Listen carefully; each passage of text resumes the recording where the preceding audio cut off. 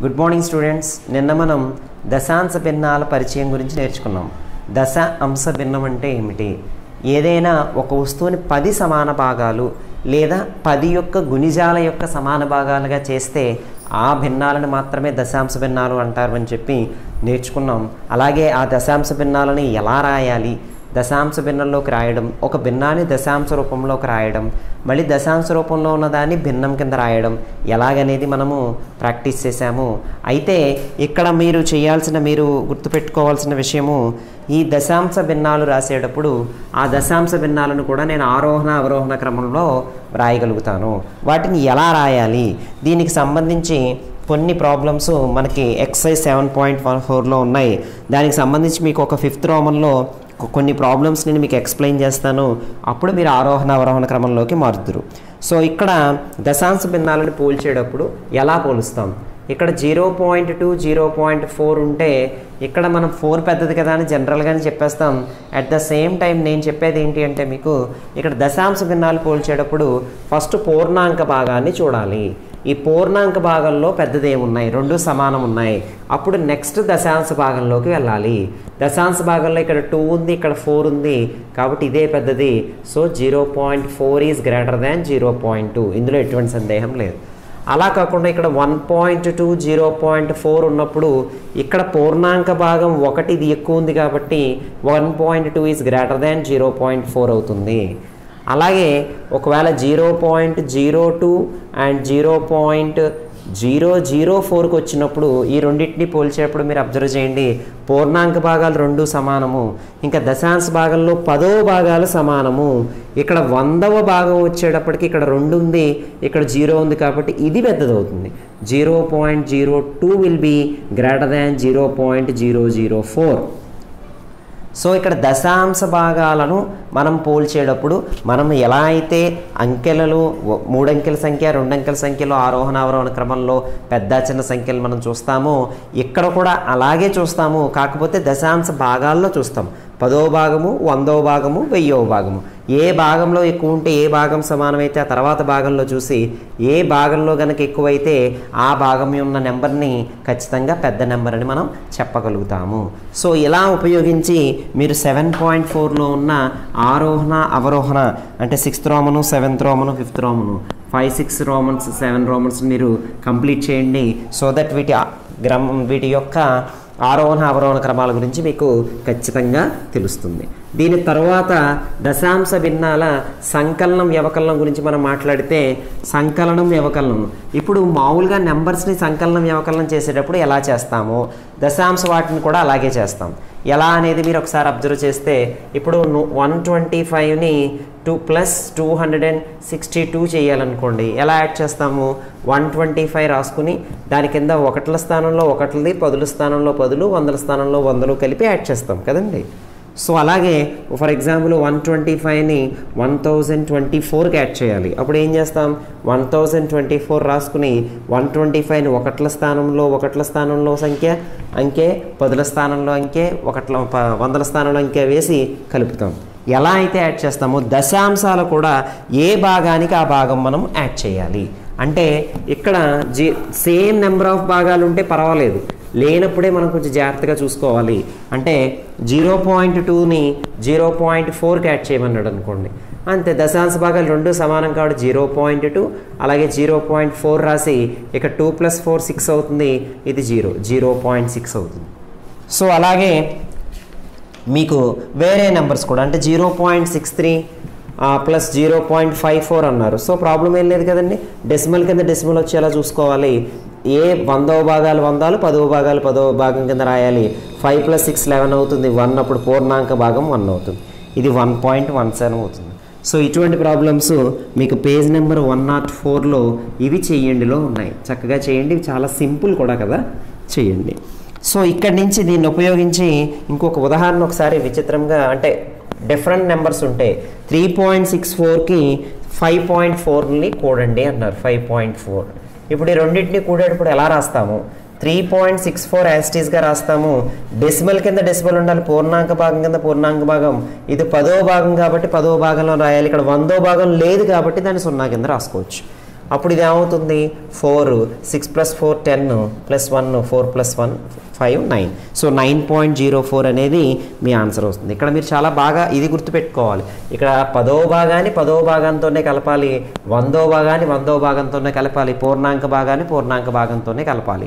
ఈ విషయాన్ని మీరు బాగా గుర్తుపెట్టుకోవాలి.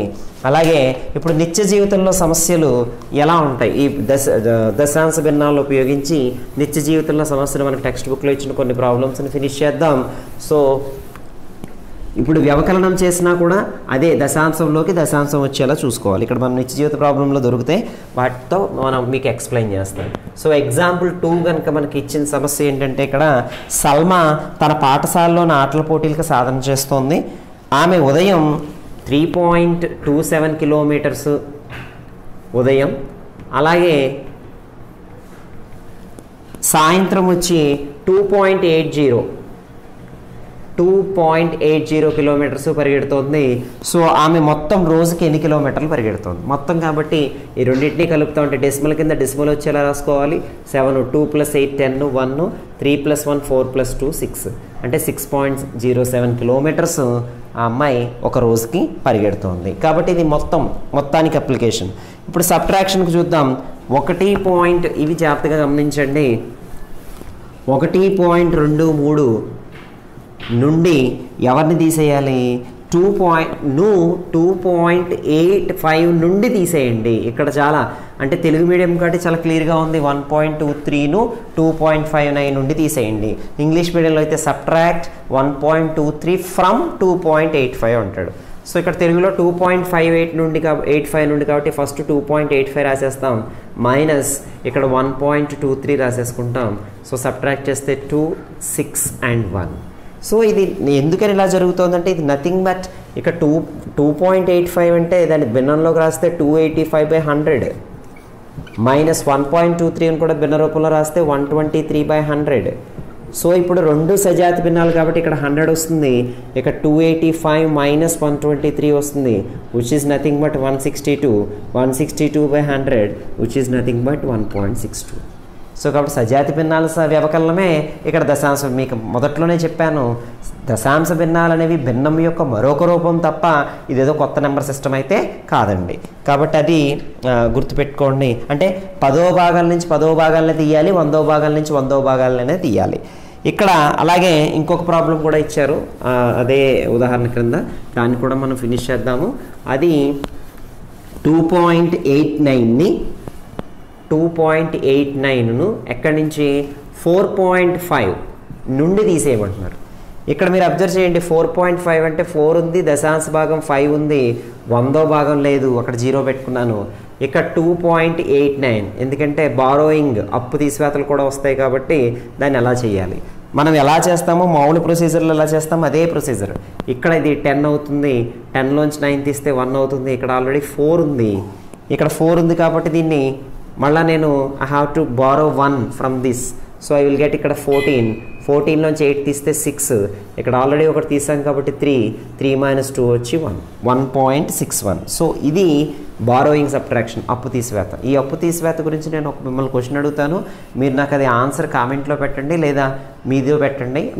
మీరు చెప్పలేకపోయినట్లయితే నేను దాన్ని మీకు ఎక్స్ప్లెయిన్ చేస్తాను తర్వాత క్లాస్లో. ఏంటి అంటే ఫర్ ఎగ్జాంపుల్ 72లోంచి 29 సబ్ట్రాక్ట్ చేస్తున్నాం. ఇక్కడ 2 మనం జనరల్గా ఏం చెప్తామంటే ఇక్కడ నుంచి ఒక అప్పు తెచ్చుకోమంటాం.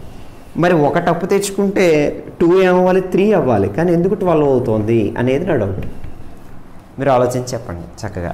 ఇక్కడ 2 ఉంది, ఇక్కడ నుంచి 7 నుంచి ఒకటి మనం బారో తెచ్చుకుంటున్నాం, అప్పు తెచ్చుకుంటే 12 అయింది అంటున్నారు. అదేంటి 12 అవ్వడం ఏంటి, యాక్చువల్గా 3 అవ్వాలి కదా, మరి 12 ఎలా అయింది? అలాగే ఇక్కడ 1 ఇచ్చేసారు కాబట్టి 6 ఉంటుంది అంటున్నారు. ఇక్కడ 1 తీస్తామంటే 6, అప్పుడు దీనికి 1 కలిపితే 3 కదా అవ్వాలి, 12 ఎందుకు అయింది? దీనికి సమాధానం మీకు తెలిస్తే చక్కగా మీరు పోస్ట్ చేయండి. ఒకవేళ లేనట్లయితే నేను రేపు మీకు ఖచ్చితంగా ఎక్స్ప్లెయిన్ చేస్తాను. ఈరోజు బాగా ఆలోచించండి. సో ఇది బారోయింగ్ సబ్ట్రాక్షన్స్. దశాంశ భిన్నాల్లో కూడా మనం ఈ బారోయింగ్ సబ్ట్రాక్షన్స్ చేయవచ్చు. ఇప్పుడు 7.5లో నిత్య జీవిత సమస్యల్లోకి మనం ఒకసారి వెళ్దాము. ఆ ప్రాబ్లమ్స్ ఫినిష్ చేస్తూ ఈరోజు ఈ చాప్టర్ని మనం ఫినిష్ చేద్దాం.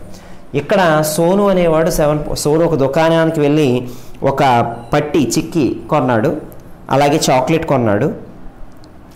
ఫస్ట్ ఆ చిక్కీకి బెల్లం పట్టీకి 0.7 రూపీస్ అయింది వాడు మెన్షన్ చేసింది. అలాగే చాక్లెట్కి ఏమో 0.50 రూపీస్ అయింది. ఇప్పుడు ఏమంటున్నాడంటే ఆ రెండు ఒక్కొక్కటి కొనుక్కున్న దుకాణదారుడికి మొత్తం ఎంత చెల్లించాలి. ఇది ఒక్కొక్కటే కొనుక్కున్నాడు కాబట్టి ఇది ఒక చిక్కీ, తర్వాత ఒక చాక్లెట్ కాబట్టి రెండు కలిపేద్దాం.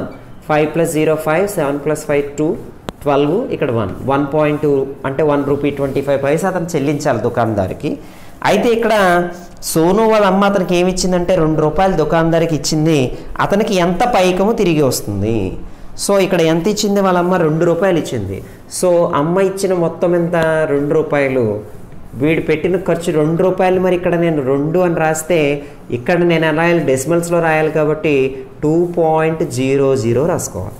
సో అందులోంచి ఇతను ఖర్చు కనుక తీసేస్తే 1.25 అప్పుడు దుకాణదారు ఇతనికి ఎంతకి ఇస్తాడో ఎంత ఇవ్వాలో తెలుస్తుంది. సో ఇక్కడ తీసేసినప్పుడు ఏం జరుగుతుంది? ఇది 10 అవుతుంది, అలాగే ఇది 9 అవుతుంది, ఇది 1 అవుతుంది. ఇది మీరు చెప్తారు తర్వాత.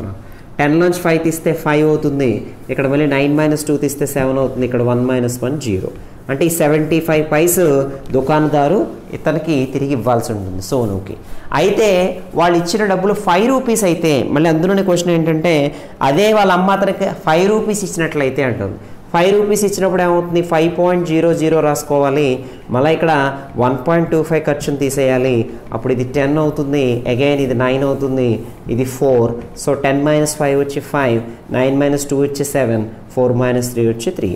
అంటే 3 రూపీస్ 75 పైసా అతను దుకాణదారు సోనుకి తిరిగి చెల్లిస్తాడు. ఎప్పుడు? వాళ్ళ అమ్మ కనుక 5 రూపాయలు ఇస్తాయి. అంటే ఇది దశాంశాల యొక్క వ్యవకలనం యొక్క అనువర్తనం కాబట్టి ఆ ప్రాబ్లంని బట్టి మనం అక్కడ సంకలనం చేయాలా వ్యవకలనం చేయాలా అని తెలియాలి. అలాగే మీరు సెకండ్ ప్రాబ్లం మీరు హోంవర్క్ చేయండి 7.5లోది 2ది. అండ్ థర్డ్ ప్రాబ్లం వచ్చి అభిషేక్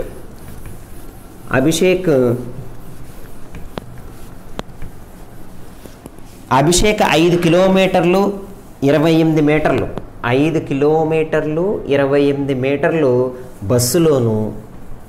బస్సులో ప్రయాణించారట. అలాగే 2 కిలోమీటర్లు అలాగే 265 మీటర్లు కారులోను, మిగిలిన 1 కిలోమీటరు 30 మీటర్ల దూరాన్ని నడిచి ప్రయాణించిన. ఇతను అడిగింది ఏంటంటే అతను ప్రయాణం చేసిన మొత్తం దూరం ఎంత. ఇప్పుడు కిలోమీటర్కి మీటర్లు అనేది మనకి ఎంత అనేది చాలా ఇంపార్టెంట్. 1 కిలోమీటర్కి ఎన్ని మీటర్లు మనం ఆల్రెడీ అందుకే మీకు టేబుల్ బాగా గుర్తుపెట్టుకోమన్నాను. 1 కిలోమీటర్కి 1000 మీటర్స్. సో కిలోమీటర్కి 1000 మీటర్స్ అయినప్పుడు ఇక్కడ అతను బస్సులో ప్రయాణం చేసిన దూరాన్ని మన డెసిమల్ ఫామ్లో రాసేటప్పుడు 5 కిలోమీటర్స్ 5 మీటర్స్ రాసేటప్పుడు 3 zeros పెట్టాలి. ఎందుకు 3 zeros అంటే 1000 కాబట్టి. 5 కిలోమీటర్స్ అనుకోండి 5000 మీటర్స్ కదా. సో అంటే 5.000 మీటర్స్ అనమాట. సో అలాగే ఇక్కడ 1 కిలోమీటర్కి 1000 మీటర్స్ కాబట్టి ఇక్కడ 28 మీటర్స్ అన్నాడు. 28 అంటే మనం చెప్పడంలో చూడండి ఇది 10ల స్థానం, ఇది 1ల స్థానం, అంటే 100ల స్థానం లేనట్టే కదా. సో ఇక్కడ మనం ఎక్కడి నుంచి మొదలు పెట్టాలి? 5.5 కిలోమీటర్స్ 28 మీటర్స్ అంటే 5.028 మీటర్స్ అని రాసుకోవాలి. ఇక్కడ 5.028 ఎందుకు రాసుకున్నామండి? ఇక్కడ 28 మీటర్స్ అన్నాడు. 28 మీటర్స్ అంటే 28 రావాలి. సో ఇది 1 కిలోమీటర్కి 1000 మీటర్స్ కాబట్టి 5 పాయింట్ తర్వాత 3 zeros రావాలి. ఈ 3 zerosలో ఒకటి 10th ప్లేస్ 10వ భాగము, 100వ భాగము, 1000వ భాగము. మీటర్ అనేది కిలోమీటర్లో 1000వ భాగం కాబట్టి ఇక్కడ 3 వస్తాయండి. అదే సెంటీమీటర్కి మీటర్కి ఇచ్చినప్పుడు 100 భాగాలే వస్తాయి. సో 10 100 భాగాలతోనే మనం పూర్తి చేస్తాం. ఇక్కడ 28 మీటర్స్ అన్నాడు కాబట్టి 28 అన్నాడు కాబట్టి ఇక్కడ మనం 100 ప్లేస్లో 100 మీరు గుర్తుపెట్టుకోండి. ఇది 10వ భాగము, 100వ భాగము, 1000వ భాగము. సో ఇక్కడ 2 మనం 8 మెన్షన్ చేయాలి. ఇది కొంచెం జాగ్రత్తగా మీరు అబ్జర్వ్ చేయండి. అలాగే కార్ దగ్గరికి వచ్చేటప్పుడు కూడా 2 కిలోమీటర్స్ ఉన్నప్పుడు 2 దగ్గర పాయింట్ 265 మీటర్స్ అందుకోండి. 265 మీటర్స్.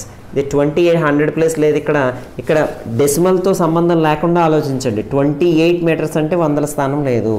ఇక్కడ 265 మీటర్స్ అంటే 100ల స్థానం ఉంది కాబట్టి ఇక్కడ దాకా రాయాలి. So and next and last వచ్చి నడిచినప్పుడు ఎంత? 1 కిలోమీటర్ 30 మీటర్స్ కాబట్టి 1.30 అంటే 030. ఇది కరెక్ట్గా రాసుకోగలిగితే మనం ఎడిషన్ తప్పు చేయకుండా ఉంటాం, లేదంటే ఎడిషన్ తప్పు అయిపోతుంది. ఇప్పుడు టోటల్గా అతను నడిచిన దూరం కలిపితే 8 + 5 13, 1 3 6 9 3 12, 1 2 1 3 1 5 2 7 1 8. సో ఇక్కడ అతను మొత్తం ప్రయాణం చేసిన దూరం 8 కిలోమీటర్ల 323 మీటర్లు.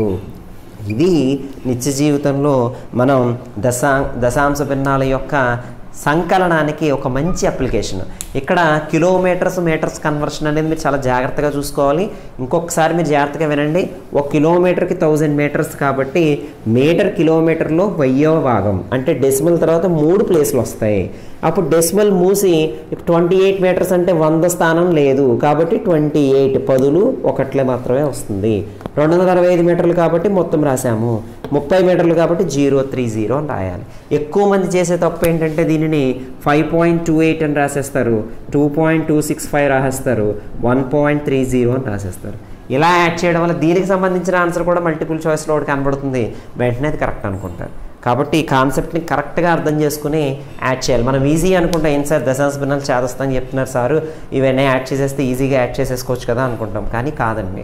ఇక్కడ చాలా జాగ్రత్తగా కన్వర్షన్స్ని ఉపయోగించి మనం చేయాల్సి ఉంటుంది.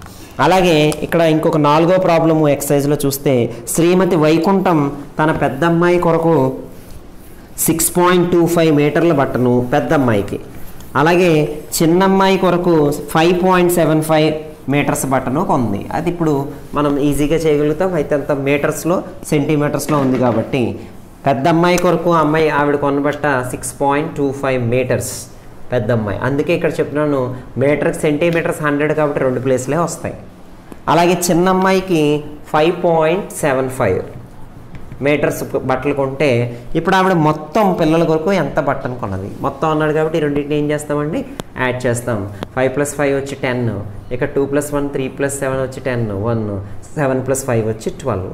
ఇక్కడ డైరెక్ట్గా మనం ఏం రాసేయచ్చు, 12 మీటర్లు. ఇంకా 0.00 మనం పెట్టక్కర్లా, మెన్షన్ చేయక్కర్లేదు. అంటే ఇంక సెంటీమీటర్లు ఎగ్జాక్ట్గా 12 మీటర్లు పొడవు కలిగిన బట్టను తన పిల్లల కోసం ఆవిడ కొంది అన్న విషయాన్ని మనం ఇక్కడ గమనించవచ్చు. సో ఇక్కడ మీరు అబ్జర్వ్ చేస్తే దశాంశ భిన్నాలకు సంబంధించి ఈ దశాంశ భిన్నాల పరిచయం, వాటి ఆరోహణ అవరోహణ, సంకలన వ్యవకలనం, అలాగే వాటి నిత్య జీవిత సమస్యల గురించి మనం పర్ఫెక్ట్గా నేర్చుకున్నాం. దీనితో మీకు 6th క్లాస్కి సంబంధించి సంఖ్యామానము, మనం ఏదైతే అనాలిసిస్లో వీడియోలో చెప్పుకున్నామో అక్కడ సంఖ్యామానము 6th క్లాస్కి సంబంధించి మనం కంప్లీట్ చేసాం. ఇంకా సంఖ్యామానం నెక్స్ట్ సంఖ్యామానము ఎందులో నేర్చుకుంటామంటే ఇక్కడ మీకు చెప్పాను, ఇండెక్స్లోనే ఇదివరకు మీకు మెన్షన్ చేశాను. ఇక్కడ మన సంఖ్యలు తెలుసుకుందాం, ఫస్ట్ చాప్టర్ పూర్ణాంకాలు, అలాగే సంఖ్యలతో ఆడుకుందాం. నెక్స్ట్ భిన్నాలు, దశాంశ భిన్నాలు, ఈ 4 చాప్టర్లు సంఖ్యామానంలోకి వస్తాయని చెప్పాము. సో ఆ 4 చాప్టర్లు మనం 6th క్లాస్ది ఈ రోజుతో ఫినిష్ చేశాము. దీని తర్వాత మీరు నేర్చుకోవాల్సింది 7th క్లాస్లో ఉన్న చాప్టర్స్ అయినటువంటి సంఖ్యామానానికి సంబంధించిన చాప్టర్స్ మనం ఎనాలిసిస్లో మెన్షన్ చేశాము. అది మనము నెక్స్ట్ క్లాస్లో మనము క్లియర్ చేస్తాము. ఇప్పటి వరకు నేర్చుకున్న మరొక్కసారి మీకు మెన్షన్ చేస్తున్నాను, మన సంఖ్యలను మాట్లాడుకుందాం. సో మన ఫస్ట్ చాప్టర్ మన సంఖ్యలు ఒక్కసారి మీకు గుర్తు చేయడం కోసం రాస్తున్నాను. మళ్ళీ మన సంఖ్యలను తెలుసుకుందాం. అలాగే సెకండ్ది పూర్ణాంకాలు, అండ్ థర్డ్ది సంఖ్యలతో ఆడుకుందాం, అండ్ ఫైనల్ లాస్ట్ది పూర్ణ సంఖ్యలు అండ్ భిన్నాలు, దశాంశ భిన్నాలు. ఈ 5 చాప్టర్లు మనం 6th క్లాస్లో సంఖ్యామానంలోకి వస్తాయి. సో ఈ సంఖ్యామానానికి సంబంధించి మనం ఈ 6th క్లాసు మనం ఫినిష్ చేసుకున్నట్టు. అయితే ఒకరు నాకు పూర్ణాంకాల్లో అమరికలు అని చెప్పి ఒక సెకండ్ చాప్టర్లో ఒక టాపిక్ని నేను టచ్ చేయలేదు, ఎందుకంటే అది అంకెలకి ఈ సంఖ్యల యొక్క ధర్మాలకు సంబంధించింది కాదు కాబట్టి అని చెప్పి అన్నాను. మన స్టూడెంట్స్ కొంతమంది అడిగారు. సో దాన్ని కూడా మనం ఇప్పుడు ఫినిష్ చేసి దాంతో దీన్ని మనం ఈరోజు క్లాస్ని కన్క్లూడ్ చేసుకుందాం. అమరికలు, పూర్ణాంకాల్లో అమరికలు అంటే ఏం లేదండి, ఇటు ప్యాటర్న్స్, నెంబర్స్ని రకరకాలుగా మనం అమర్చడం, ఒక ముగ్గుల కింద వీటి రకాలుగాను మార్చడం. సో దానికోసం మీకు చక్కగా ఇక్కడ మనకి చెప్పింది, ఇక్కడ కొన్ని బిందువులు తీసుకున్నప్పుడు ఆ బిందువులు ఒక చుక్కల కింద తీసుకున్నాం అనుకోండి. ఇప్పుడు ఇక్కడ 2 చుక్కలు తీసుకుంటే ఖచ్చితంగా రెండింటిని ఒక రేఖ కింద మనం చూపించవచ్చు, రేఖ. అలాగే 3 చుక్కలు తీసుకుంటే దీన్ని కూడా ఒక రేఖ కింద చూపించవచ్చు. అంటే ఏవైనా చుక్కల్ని వరుసగా తీసుకుంటే దాన్ని చక్కగా ఒక రేఖ కింద చూపించవచ్చు. అలా కాకుండా ఇప్పుడు ఇదే బిందువుల్ని ఇలా తీసుకున్నాం అనుకోండి 4, సో దీనిని చతురస్రం కింద చూపించవచ్చు కదండి. దీన్ని కలిపితే ఏమవుతుందండి? చతురస్రం అవుతుంది. సో 4 తర్వాత మరలా మీరు చతురస్రంగా చూపించగలిగే నెంబర్ ఎవరు అంటే 9. మళ్ళీ అంటే 4 తర్వాత ఈ 9 చుక్కల్ని మాత్రమే నువ్వు ఇలా చతురస్రంగా చూపించగలవు. మధ్యలో వచ్చే 5, 6, 7, 8 నువ్వు చతురస్రం కింద చూపించలేవు. సార్ మరలా ఎలా తెలుస్తుంది సార్ అంటే చిన్న లాజిక్, ఇక్కడ 2 స్క్వేర్ ఇది చతురస్రం, తర్వాత 3 స్క్వేర్, తర్వాత 4 స్క్వేర్, అంటే 16 చతురస్రాకార సంఖ్య. అంటే 4 చుక్కలు, అంటే ఇక్కడ ముగ్గులు అనుకోండి ఓ రకంగా ఇలా పెడితే ఇది 16. దీన్ని మళ్ళీ చతురస్రంగా చూపించు. అంటే చతురస్రంగా చూపించగలిగే నెంబర్స్ ఏమిటి, చతురస్ర సంఖ్యలు ఏమిటి అంటే 4, 9, 16, 25, తర్వాత 36 ఇలా వస్తాయి. ఇవి ఎలా వస్తాయి సార్ అంటే 2 square, 3 square, 4 square, 5 square, 6 square. అంటే వాడు అడిగే క్వశ్చన్ ఎలా ఉంటుందో కింద ఈ వాటిలో వేటిని చతురస్రాలుగా చూపించవచ్చు. మీరు ఈ పాయింట్ కనుక అర్థం చేసుకుంటే దానికి చక్కగా చతురస్రంగా చూపించడానికి అవుతుంది. సో అలాగే త్రిభుజాల కింద వేటిని చూపించవచ్చు, త్రిభుజాల కింద చూపించగలిగే సంఖ్యలు ఏంటి అంటే మీరు అబ్జర్వ్ చేయండి. ఇక్కడ ఫస్ట్ 3 మాత్రమే త్రిభుజాల కింద మనం చూపించగలం, అది మీకు బాగా తెలిసిందే. ఇది 3 ఒక త్రిభుజం కింద మనం చూపించగలం కాబట్టి 3. ఈ 3 తర్వాత వచ్చేదానికి 6, ఎందుకంటే ఫస్ట్ 3, తర్వాత 2, తర్వాత 1 ఇలా ముగ్గులు అనమాట. 3, 2, 5 ఇక్కడ ఇది ఒక ట్రయాంగిల్ కింద చూపించవచ్చు కాబట్టి ఇది 6. అలాగే తర్వాత వచ్చేదాన్ని ఇప్పుడు మళ్ళీ ఇక్కడ 2 పెట్టాం, 1 పెట్టాం, తర్వాత 3 చుక్కలు, తర్వాత 2, తర్వాత 1, తర్వాత 4, తర్వాత 3, తర్వాత 2, తర్వాత 1. అప్పుడే నువ్వు ఒక ట్రయాంగిల్ చూపించగలిగావు. అంటే ఇక్కడ దీని తర్వాత నెంబర్ ఏమవ్వాలి, ఒకే శీర్షం ఉంటుంది కాబట్టి దీని తర్వాత నెంబర్ ఎంత అవ్వాలి, 1, 2, 3, 4, 5, 6, 7, 8, 9, 10. సో దీని తర్వాత వచ్చే నెంబర్ని బట్టి మీరు ఒక ఫార్ములా దీన్ని క్రియేట్ చేసుకోవచ్చు. అంటే 1, 2, 3, 4, 5 అలా తర్వాత 1, 2, 3, 4 తర్వాత 1, 2, 3 తర్వాత 1, 2 తర్వాత 1 మీరు కనుక చేస్తే అప్పుడు ఒక ట్రయాంగిల్ వస్తుంది. 1, 2, 3, 4, 5, 6, 7, 8, 9, 10, 11, 12, 13, 14, 15. సో ఇక్కడ మీరు ఒక ప్యాటర్న్ కనుక గమనిస్తే ఇక్కడ 3 + 3 తర్వాత వచ్చి 6 + 4 తర్వాత వచ్చి 10 + 5. సో దాని తర్వాత వచ్చి దీని తర్వాత కూడా మీరు చెప్పగలుగుతారు దీనికి 6 కలిపితే వచ్చేది 21, దీనికి 7 కలిపితే వచ్చేది 28. ఇవి త్రిభుజాకార సంఖ్యలు. సో దీనికి సంబంధించి మీరు అక్కడ ఒక పట్టిక క్లియర్గా మెన్షన్ చేశారు. నెంబర్లు ఇచ్చి 2 నుంచి 25 దాకా, అంటే పేజ్ నెంబర్ 26లో 2 నుంచి 25 దాకా నెంబర్స్లో వేటిని మీరు రేఖ కింద రాయొచ్చు, చతురస్రం కింద రాయొచ్చు, దీర్ఘచతురస్రం కింద రాయొచ్చు, అలాగే త్రిభుజం కింద రాయొచ్చు. మీరు అలా మీరు ప్రాక్టీస్ చేయొచ్చు. రేఖ కింద ప్రతి నెంబర్ని రాయొచ్చు. చతురస్రం గురించి ఇందాక చెప్పాను, 2 స్క్వేర్, 3 స్క్వేర్, 4 స్క్వేర్, 5 స్క్వేర్ అవి మాత్రమే రాయగలుగుతాం. దీర్ఘచతురస్రం కింద రాయాలంటే మీరు గుర్తుపెట్టుకోండి, దీర్ఘచతురస్రం రాయాలంటే ఏం జరుగుతుంది, ఇలాగా. ఇప్పుడు చూడండి, ఇది దీర్ఘచతురస్రం అవుతుంది. ఎందుకు అది దీర్ఘచతురస్రం అవుతుంది, ఇక్కడ చూడండి, ఇక్కడ 3 ఇక్కడ 2 ఉన్నాయి. అంటే డిఫరెంట్ నెంబర్స్, అంటే ఫ్యాక్టర్స్ కింద రాయగలిగే నెంబర్స్ అనమాట. ఫర్ ఎగ్జాంపుల్ ఇక్కడ 2 to 25లో రాసినప్పుడు 5, 2 వదిలేయండి, 2 into 1 రాయొచ్చు కదా. 2 అంటే ఇక్కడ 2 చుక్కలు రాసామనుకోండి, దాన్ని ర్యాక్ కింద చూపించగలం కాబట్టి 2 into 1 గురించి నేను మాట్లాడట్లేదు. సో 3 లేదు, 4 ఉంది.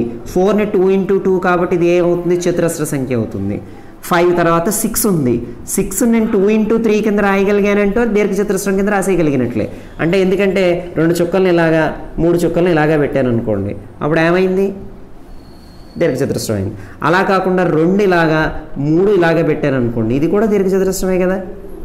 సో కాబట్టి 6 దీర్ఘచతురస్రం అవుతుంది. 7 మళ్ళీ 8 తీసుకున్నాం అనుకోండి, 8 కూడా దీర్ఘచతురస్రం కింద రాయొచ్చు, 2 into 4. సో 2ని ఇలా 1, 2, 3, 4 చూడండి. సో ఇది దీర్ఘచతురస్రం అయింది. కాబట్టి దేని దీర్ఘచతురస్రంగా రాయొచ్చు? చతురస్రం ఆల్రెడీ చెప్పాము, త్రిభుజం కూడా మీకు చెప్పాము ఆల్రెడీ. 3 దగ్గర నుంచి స్టార్ట్ అవుతుంది, అక్కడి నుంచి నెంబర్ యాడ్ చేసుకుంటూ వెళ్ళడమే, అది త్రిభుజాలు. దాని తర్వాత ప్రయత్నించండి ప్రాబ్లమ్స్ కూడా వాడు చాలా క్లియర్గా అడిగాడు క్వశ్చన్స్. ఆ ప్రయత్నించండి క్వశ్చన్స్ కూడా మీరు కంప్లీట్ చేయండి. ఇవి మంచి క్వశ్చన్సే, అంటే మనకి సిలబస్లో ఉందా, డిఎస్సిలో వస్తుందా రాదా అని కాదు, కానీ టెక్స్ట్ బుక్లో ఉన్న ప్రతిదీ మనకి రావాలి, అది ఇంపార్టెంట్. ఇంకా నెక్స్ట్ సంఖ్యల అమరిక కింద చూస్తే ఇక్కడ మీరు దేన్ని గుర్తుపెట్టుకోవాల్సిన అవసరం లేదు, కానీ ఆ ఇచ్చిన ప్యాటర్న్ని మీరు జాగ్రత్తగా ఫాలో అయ్యి దాని ఆన్సర్ మీరు రాయగలిగితే సరిపోతుంది. అంటే ఫస్ట్ది ఫర్ ఎగ్జాంపుల్ వాళ్ళు ఇచ్చిన ప్యాటర్న్ను ఇక్కడ మీకు మెన్షన్ చేస్తే 269 + 9 అని ఉంది. ఈ 269 + 9 ఏమని రాశాడంటే 269 + 10 - 1 రాసి, ఇక్కడ 269 + 10 - 1 రాసి 269 10 కలిపితే 279 - 1 విచ్ ఈజ్ నథింగ్ బట్ 278 అన్నట్టుగా మెన్షన్ చేశారు. సో అది ఒక అమరిక, అంటే 9ని 10 - 1 కింద రాసుకుని ఈ రెండింటినీ కలిపి 1 సబ్ట్రాక్ట్ చేయడం అనేది అది ఒక జస్ట్ అమరిక కింద ఇచ్చారు. దీన్ని మనం ఎదరకు వెళ్తే ఒకసారి అబ్జర్వ్ చేస్తే ఈ దాని కింద అమరిక కూడా ఒకసారి చూడండి. 65 × 99 ఉందనుకోండి, డైరెక్ట్గా మల్టిప్లై చేయకుండా 65 × 100 - 1 కింద రాయడం. 100 - 1 కింద రాస్తే ఏమవుతుంది? 6500 - 65 అవుతుంది. సో మీకు ఆన్సర్ వచ్చి 6435 అవుతుంది. సో అంటే ఇక్కడ ఉన్న 9 ఒక 999 ఉందనుకోండి, 1000 - 1 అలా రాసి సబ్ట్రాక్ట్ చేయడం అనేది. అలాగే దానికి సంబంధించిన అమరికలు ఇచ్చారు. అదే మీరు ఎక్సైజ్ 2.3లో చూసారనుకోండి, వాడు ఏం చెప్తున్నారంటే ఒక చిన్న ప్రాబ్లము 1 × 8 + 1 వచ్చి 9 అయింది. నెక్స్ట్ వచ్చి 12 × 8 + 2 వచ్చి ఎంత ఇచ్చారు? 98 ఇచ్చారు. అలాగే 123 × 8 + 3 వచ్చి 987 ఇచ్చారు. సో తర్వాత 1 2 3 4 × 8 + 4 = 9876. సో 1 2 3 4 5 × 8 + 5 = 98765. ఇక్కడ మీరు ప్యాటర్న్ చూడండి. తర్వాత వచ్చే 4 నెంబర్స్ రాయమంటే తర్వాత వచ్చే 4 నెంబర్స్లో ఒక నెంబర్ ఏంటి అని అడగచ్చు కింద. అడిగినప్పుడు మీరు ఏం చేస్తారంటే నథింగ్, ఇది కంటిన్యూషనే. 1 2 3 4 5 6 × 8 + 6 = 98765 అలా తర్వాతది 543 5432 54321 వరకు వస్తుంది. ఇది వాడు ఇచ్చిన ఒక అమరికలో సరదా క్వశ్చన్. అలాగే ఇంకొక సరదా క్వశ్చన్ ఏమి ఇచ్చారు ఇక్కడ సెకండ్ దాంట్లో 91 × 11 × 1 ఎంత వచ్చింది? 1001 వచ్చింది. అలాగే నెక్స్ట్ 91 మారలేదు, 11 మారలేదు, 2 మారింది. 2 వస్తే ఏమొచ్చింది? 2002 వచ్చింది. సో ఇప్పుడు మీరు చెప్పేయచ్చు 91 × 11 × 3 ఏ వస్తుందండి? 3003 వస్తుంది. 91 × 11 × 4 ఏ వస్తుంది? 4004 వస్తుంది. అలా అమరికలు సరదాగా దాని ప్యాటర్న్ చూసి దాన్ని బట్టి మనం చెప్పడమే. అండ్ ఆ లాస్ట్ 2 ప్రాబ్లమ్స్ కూడా, థర్డ్ ప్రాబ్లము అది కూడా మీరు ఒకసారి గమనించండి. వాటి మల్టిప్లై చేసి చూడండి, చూస్తే ఒక డిఫరెంట్ నెంబర్స్ కింద క్లియర్గా కనబడతాయి. ఇవే పూర్ణాంకాల్లో అమరికలు. ఇంతకు మించి ఇంకా దీంట్లో అంత డీప్గా సబ్జెక్ట్ అంటే కాదు, వాటి వచ్చే అమరికను మనం ఎలా అమర్చుకుంటాం అనేది చాలా ఇంపార్టెంట్. ఇందులో క్వశ్చన్స్ అడిగే అవకాశం దీర్ఘ చతురస్రాలుగా చూపగలిగే సంఖ్యలు, చతురస్రాలుగా చూప సంఖ్యలు, రేఖలుగాను, త్రిభుజాలుగాను. సో దానికి సంబంధించి బాగా ప్రాక్టీస్ చేయండి. దీంతో 6th క్లాస్ టెక్స్ట్ బుక్లో సంఖ్యామానానికి సంబంధించి మీకున్న అంత టాపిక్ని నేను ఇన్ని క్లాసుల్లో కవర్ చేసేసాను. వీటిని మీరు పర్ఫెక్ట్గా ప్రాక్టీస్ చేసుకుని వాటిలో ఏ సందేహాలున్నా మీరు అడగచ్చు. Wish you all the best. Thank you one and all. Thank you.